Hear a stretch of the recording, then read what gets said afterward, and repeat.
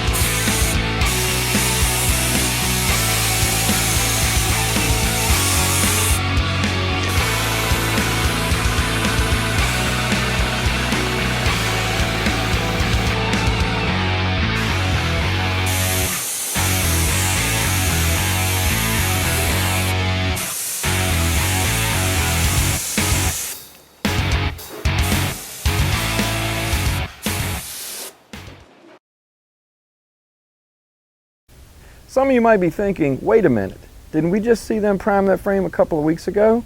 Well, yes, you did, but a lot has happened in the last couple of weeks. The students have decided they wanted to take this build a little bit further than what we had originally planned.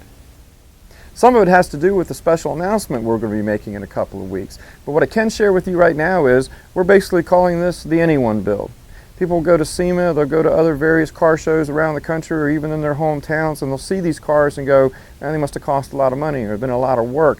And in some cases those are true. A lot of people don't think that they can do this on their own. What I'm trying to show the students is that a build like this is very possible. We don't need crate engines or crate transmissions. We don't need rolling chassis that have been powder coated. Anyone can do a build like this, and this is how most people get started in this industry if this is what they truly want to do. So we're taking this build from the ground up. Anyone can follow along with what we're doing and relate it to any vehicle, motorcycle or otherwise, that they're trying to do for themselves. So we hope you continue following along with this build over the next year. It's going to be incredible, and the kids have a lot of really cool plans. To finish disassembly of the rear, we've removed the axle seals,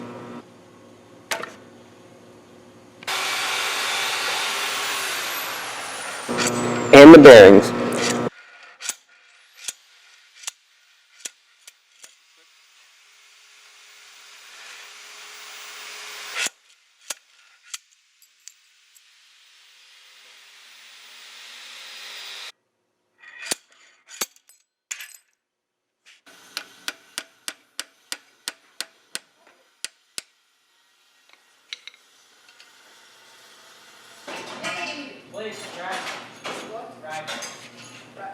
We also removed the pinion gear from the drive shaft so we could replace those bearings as well.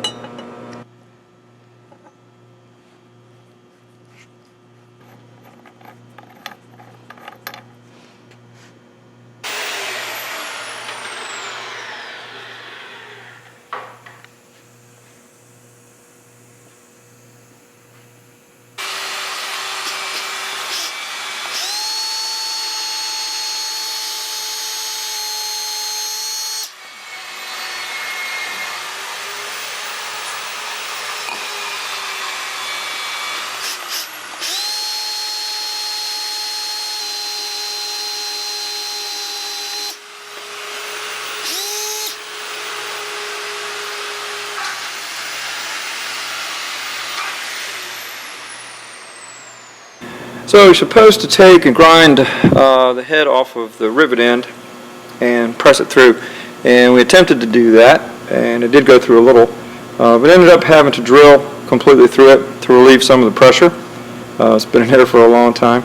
So now we're prepared to punch the rest of this pin out so we can get the pinion out of the shaft.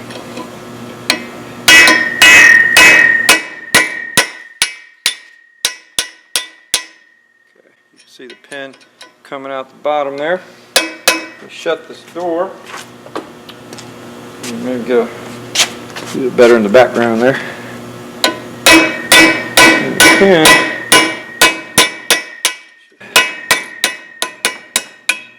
There we go. There's the pin. We're going to replace that, obviously.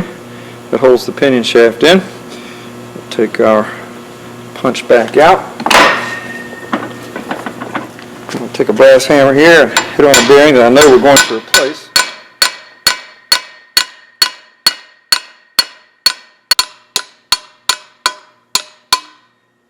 There we go.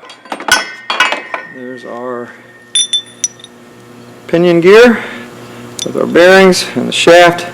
There's a hole in the shaft that we were pushing that pin through. And that's what holds the pinion and all to the drive shaft itself. It's an enclosed drive shaft. We can replace it with an external unit, replacing the differential and all, but we're going to try to keep this thing as original as possible. And we'll get all the bearings replaced and put a new pin in it, and we'll show you how to put all that back together. So not too bad, but we ended up having to drill it.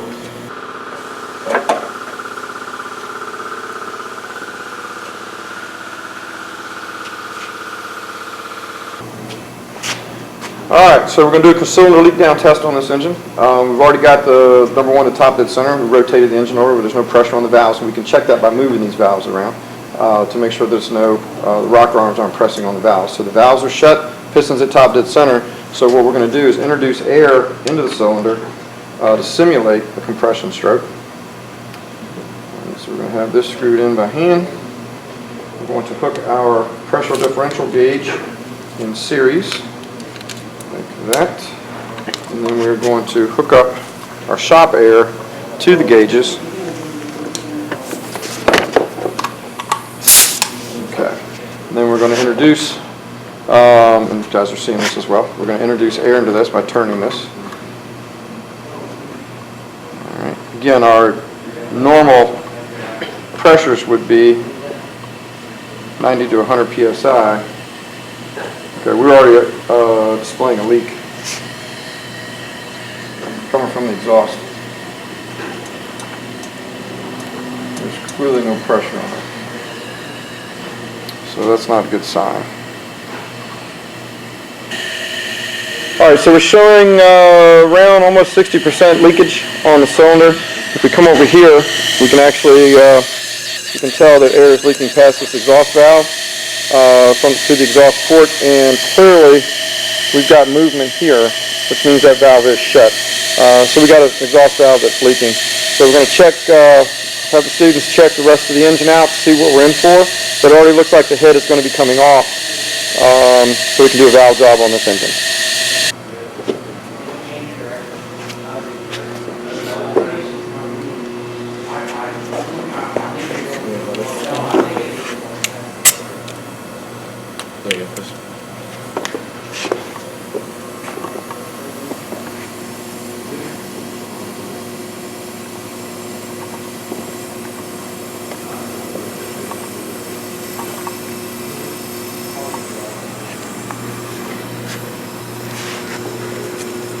Alright, so again, like that other cylinder we just did, more of it sounds like it's coming from the valve cover area, which means it's leaking past the rings.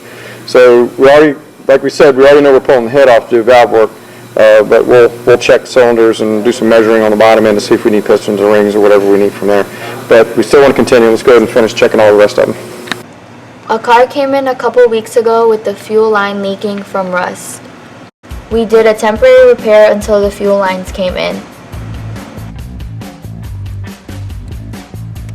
Now we're replacing the lines.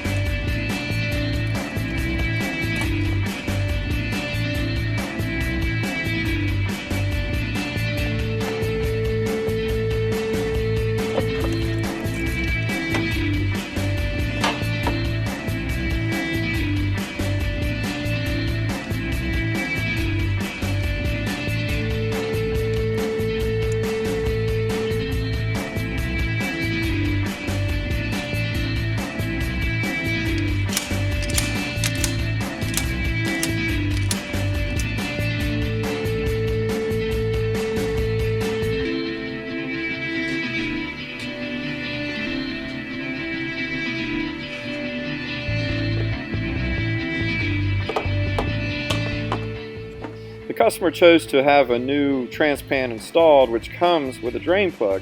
It'll make future changes much easier.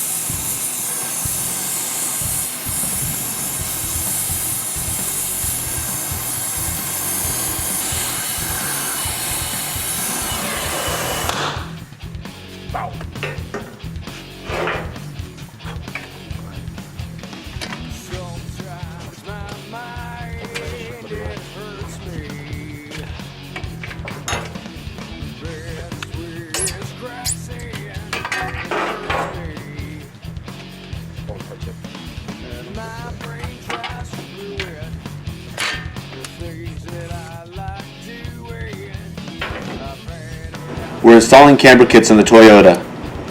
Camber is not adjustable from the factory settings, so these kits are necessary for the alignment.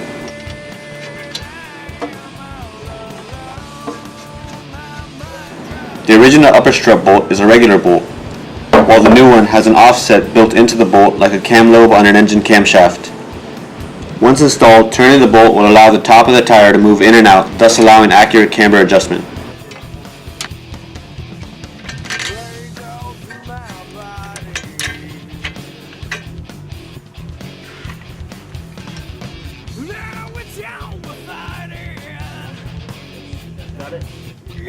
Okay, we won't show it a whole other time. Can't show. Is that a click? No. Next time on Bulldog Builds, the students will have a better assessment of the 48 engine. They'll have the new fuel lines installed on the Chevy. And they've taken the Chevy frame to a whole nother level. See you next week.